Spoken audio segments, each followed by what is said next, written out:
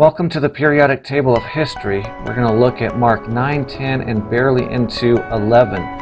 Periodic table of history is where we study history by taking our time machine and going back in time and hovering over the time and places. Our main focus is the place that Jesus walked in this video. So in chapter 9, a mountain glows, a boy is freed, and Jesus redefines what greatness is. Could you have kept up with Jesus? I'm not really sure that I could, but let's go into this adventure and find out what we can. We're going to go into Google Earth, and I have the tracks selected out here. We don't have to get the huge overview from space, but we can get this overview where we're looking at Israel itself, the Mediterranean Sea, Sea of Galilee in the north, Jordan River that runs down, and the Dead Sea that's in the south. We're going to start our adventure up in the north. Remember, Jesus and the disciples were up in Caesarea Philippi, and there's a big mountain behind them, one I would love to hike if I got into this region. Now, Philip is the lesser brother of Herod, so he does have last name Philip Herod, and he's in the northeast. And we are way up here, almost into the bounds of maybe Syria or Lebanon. And here's that beautiful mountain. Look at that Mediterranean Sea off there in the top left of the screen. And there are some theoretical tracks that lead up this mountain.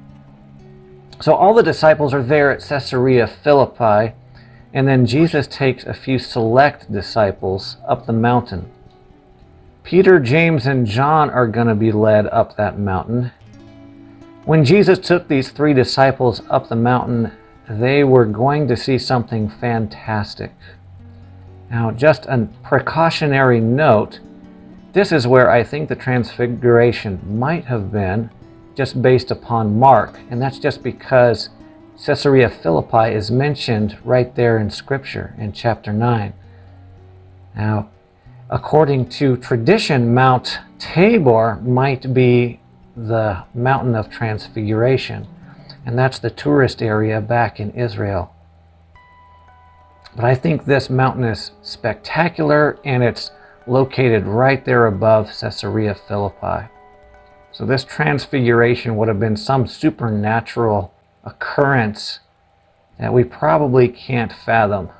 It might have been just like Moses going up to the top of the mountain, and when he saw just the backside of God, his face lit up and the people were scared of him. But now we turn ourselves back around and we can see the big picture here. I just wanted to show that Mount Tabor in the background, right back there. You can see that's way closer to anyone who is getting up into the resort area of the north of the Sea of Galilee, much closer to that area. And this is much farther away, which is why I think it's pretty improbable that Mount Tabor was that area. So we're going to come back. When we get up into Mark 9:9, you can see that Jesus came down off the mountain and came back to where the disciples were waiting. Well, they were waiting at Caesarea Philippi. And when you look down the mountain, you can always see a lot different of a view than when you come up the mountain. So I just have a secondary set of tracks down here, that if Jesus and the three disciples are up here, they can see that Caesarea Philippi way down below them. And so they might have decided they're going to take this couloir area straight down. And that gets us into Mark chapter 9, verse 14. It says, Jesus came to his disciples. We have an amazing story right here of the demon being cast out. Now, take note that we're this far north of Israel, so there are miraculous things going on right up here too, just like we saw that Jesus did miracles in Galilee, and then went over to Decapolis, and then he went over to Tyre and Sidon, and now we're up here in the land of Philip Herod, very much in the northeast. A demon was defeated, and we got a lesson in humanity, and Jesus is the one that ties all of these things together. That moves us into the next scripture, Mark 9:30. When we get up there, we see that Jesus and the disciples departed thence. So that would mean they're departing from Caesarea Philippi. And they're moving across this agricultural area where all the water has run down into this flatland, and it is amazing for agriculture. And we can see the Sea of Galilee up ahead. I'm going to turn on the boundary of Galilee so we can get acquainted with that. We need to gain some altitude. There's a scripture that comes up that says Jesus passed through Galilee.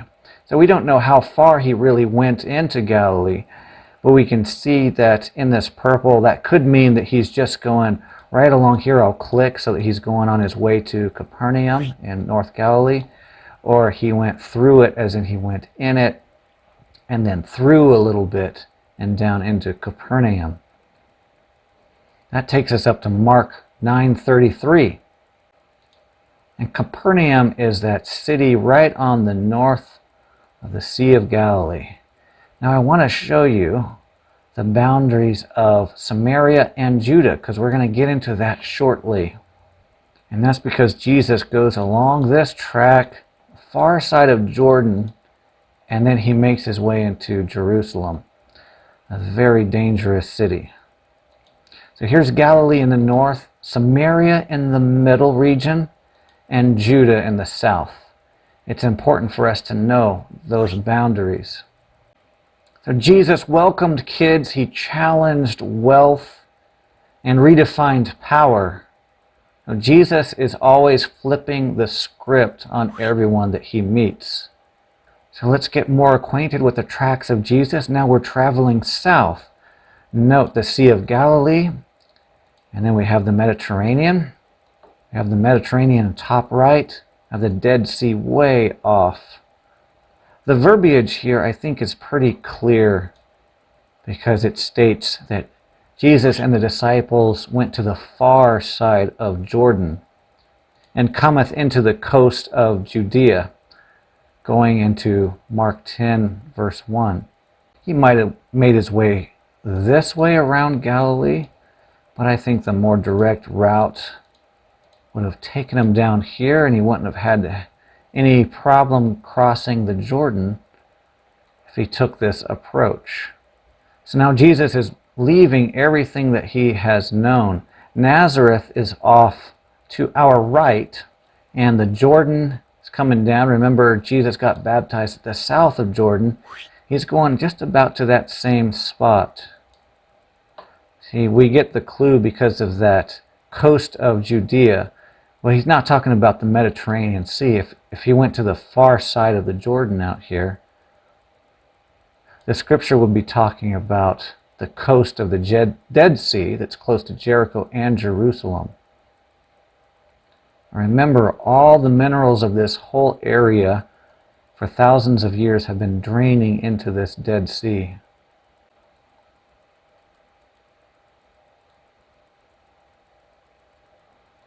When we flatten that out a little bit, we can get the perspective of being a person that's traveling in this area. It'd be pretty arid.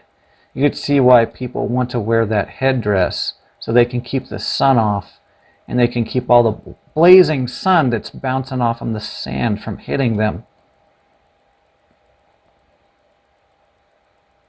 If we're thinking about the coasts of Judea, I think Jesus came pretty far south here.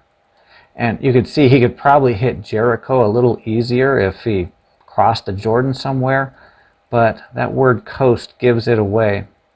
There's also something else here that it says Jesus was going in the way up to Jerusalem. When the rich man comes out, runs at him, and falls down at his feet, he wants to know how he can be perfect. That story would have happened right in this area. So I'm going to put that on the map. And I can see the way. It talks about the way to Jerusalem. Well, there is an interstate that goes up into Jerusalem from here that I can click on. But the next scriptures tells us that Jesus went into Jericho. So Jesus must have been down here at the Dead Sea and then going up into this this way that would go to Jerusalem, but then moved farther north into Jericho. That would put us over here. Here is the city of Jericho. I'm clicking around it right now. Remember, that was destroyed in 1400 with Joshua, and that was right after that first Shemitah year. We change our perspective, so we're headed towards Jerusalem. I'm going to put Jerusalem on the map up there too. That red poly pyramid up there, that is where Jerusalem is. Now, these people didn't have the hovercraft that we have, and so they couldn't see it like this. They would have seen it more like they were right down here in the dirt. I'm going to change it up though so that we can click across here. We're in Mark 10:46 now.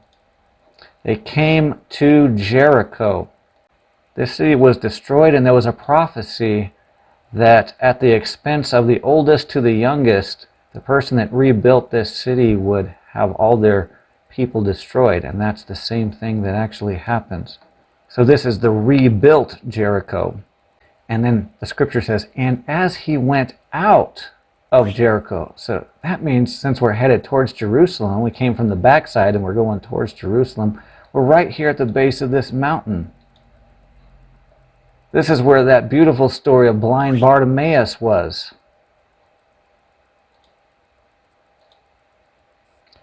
And this gets us up to Mark 11 verse 1 because it gives us our destination coordinates. And we see some tracks that have been ancient. People went back and forth from Jerusalem to Jericho along these tracks. So just following the traditional tracks, we can get over this very arid area. This would be great to hike one time just for the experience, but it looks like a pretty hot wasteland of an area to get over. The whole place is uphill. Would have been pretty good struggle. And then also right here, everyone would have loved this area, Mount of Olives. Because you're getting into where the mountains are producing the precipitation. They'd be coming in off the Mediterranean Sea. More rain, and you're going to get more growth of those olive trees over these beautiful mountains. So the Mount of Olives would have been a sight for sore eyes for any traveler that was going up through this region. You can just imagine these hills down here where I'm clicking as being areas where olive groves were planted all over. And so we see the Bethpage and the Mount of Olives and Bethany. That's mentioned in Mark 11. Bethpage specifically, that's a good place to be. There's food there. It's away from the city. We know that Jesus prayed there quite a bit, but it's still really close to the city. And now let's get a little bit of a view in there. I'm going to change the background so we can look out there. If you were in this region, you would know that the Mediterranean Sea is right over there in the background. And right in here we see the ancient city of Jerusalem. So this would have been an amazing sight for Jesus, knowing that he was prophesied to be crucified here. The city that kills the prophets, right here. You walk through all of that, and then you get your eye to the level where it can look over the Mount of Olives, look down on this area, and you see the very site that you're going to die at. It must have been amazing to behold. In the current area, we see the Dome of the Rock, and that's because the Romans destroyed the actual temple, the temple that Herod the Great built. That was Vespasian and Titus, and Josephus was there with him. That's why we get the writings of Josephus and the destruction of the temple through him. And then when we look down here at this temple, we see the foundation here, but we see another temple here because they used the rocks that were torn to rubble. The Romans wanted to get the gold, and the gold was melted because of burning the city and then burning the temple later. And so the gold melted down between the rocks, and not one stone was left upon another, because the Romans just ripped the whole thing down. The blocks are just like a desolation on this city after the Romans were done with this in 70 AD. But you have the Romans, Hadrian, building a new foundation and then leaving the temple in ruins. And then the Byzantines came in, never used that to rebuild. Byzantines were here, they had that octagonal architecture, and then the Muslims moved in and they did rebuild. They used the blocks, so they built this dome of the rock. And that's what we see here today. That was about 700, I believe, when that happened. They even put gold plating on the top of that Byzantine structure, and that's the iconic structure that everybody sees nowadays, but was not there when Jesus was there. Everybody lays claim to this city, so it's probably the most valuable real estate in the whole world. You have Catholics, Orthodox, Protestants, Muslims, Jews, all pouring over this area. So now the city is divided into its various sections. So Jesus knew what was about to happen, and he prayed a lot. What an amazing figure of history. So thanks for joining me for this video.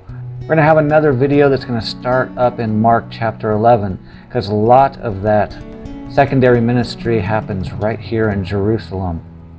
Thanks for watching the video, and I'll see you next time.